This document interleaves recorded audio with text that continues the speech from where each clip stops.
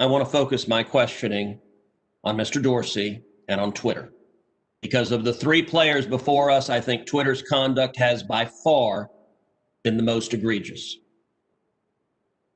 Mr. Dorsey, does Twitter have the ability to influence elections?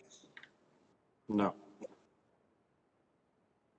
You don't believe Twitter has any ability to influence elections? No, we are one part of a broad spectrum of communication channels that people have. So you're testifying to this committee right now that Twitter, when it silences people, when it censors people, when it blocks political speech, that has no impact on elections? People have choice of other communication channels with which. Not if they don't hear information. If you don't think you have the power to influence elections, why do you block anything? Well, we have policies that are focused on making sure that more voices on the platform are possible. We see a lot of abuse and harassment, which ends up silencing people and having them leave from the platform. All right, Mr. Dorsey, I find your opening questions, your opening answers absurd on their face. But let's talk about the last 2 weeks in particular. As you know, I have long been concerned about Twitter's pattern of censoring and silencing individual Americans with whom Twitter disagrees. But 2 weeks ago, Twitter, and to a lesser extent Facebook, crossed a threshold that is fundamental in our country. 2 weeks ago, Twitter made the unilateral decision to censor the New York Post in a series of 2 blockbuster articles, both alleging evidence of corruption against Joe Biden, the first concerning Ukraine, the second concerning communist China. And Twitter made the decision, number one, to prevent users, any user, from sharing those stories. And number two, you went even further and blocked the New York Post from sharing on Twitter its own reporting. Why did Twitter make the decision to censor the New York Post? We had a hack materials policy that we. When was that policy adopted? In 2018, I believe. In 2018, go ahead. What was the policy? So the policy is around limiting the spread of materials that are hacked. We didn't want Twitter to be a distributor for hack materials. We found that the New York Post, because it showed the direct materials, screenshots of the direct materials, and it was unclear how those were attained, that it fell under this policy. Now, so in your view, if it's unclear the source of a document, and in this instance, the New York Post documented what it said the source was, which it said it was a laptop owned by Hunter Biden that had been turned into a repair store. So they weren't hiding what they claimed to be the source. Is it your position that Twitter, when you can't tell the source, blocks press stories? No, not at all. Our team made a fast decision. The enforcement action, however, of blocking URLs, both in tweets and in DM, in direct messages, we believe was incorrect. And we changed it. Today, right now, the New York Post is still blocked from tweeting 2 weeks later. Yes, they have to log into their account, which they can do at this minute, delete the original tweet, which fell under our original enforcement actions, and they can tweet the exact same material in the exact same article, and it would go through.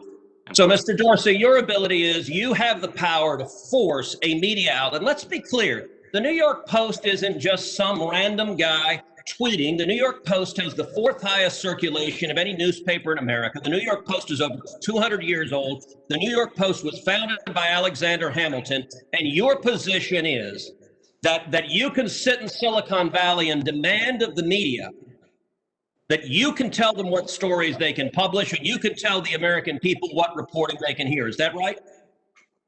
No, this was a, every person, every account, every organization that signs up to Twitter agrees to a terms of service.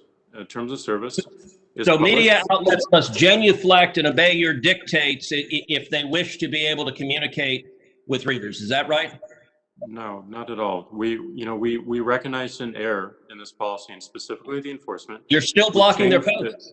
You're still blocking their posts. Right now, today, you're blocking their posts. We're not blocking the post. Anyone can tweet. Can the New York Post post on their Twitter account? If they go into their account. No is your answer to that. No. unless they They deleted the original genuflect and agree with your dictates. Let me ask you something.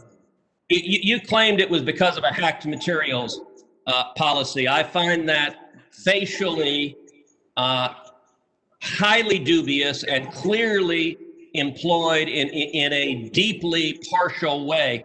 Did Twitter block the distribution of the New York Times' story a few weeks ago that purported to be based on copies of President Trump's tax returns? We didn't find that a violation of our terms of service and this policy in particular because it was reporting about the material. It wasn't distributing the material. Okay, well, that's actually not true. They posted what they purported to be original source materials, and federal law, federal statute makes it a crime, a federal felony, to distribute someone's tax returns against their knowledge. So that material was based on something that was distributed in violation of federal law, and yet Twitter gleefully allowed people to circulate that. But when the article was critical of Joe Biden, Twitter engaged in rampant censorship and silencing. And again, we recognized errors in that policy. We changed it within 24 hours. This is. But you're still blocking the New York Post. You haven't changed it. We have changed it. They can log into their account, delete the original tweet. That was you forced a Politico reporter to take down his post about the New York Post as well. Is that correct? Within that 24-hour period, yes. But we, as the policy has changed, anyone can tweet. So the Twitter takes the view you can censor Senator the New York Cruz. Post, you can censor Politico, presumably you can censor the New York Times or any other media outlet.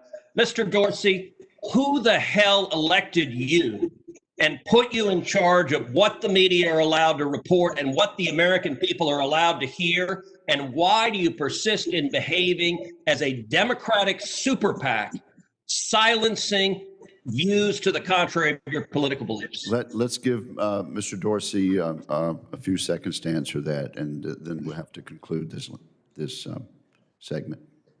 Well, we're not doing that, and this is why I opened this hearing with calls for more transparency. We realize we need to earn trust more. We realize that more accountability is needed to show our intentions and to show the outcomes.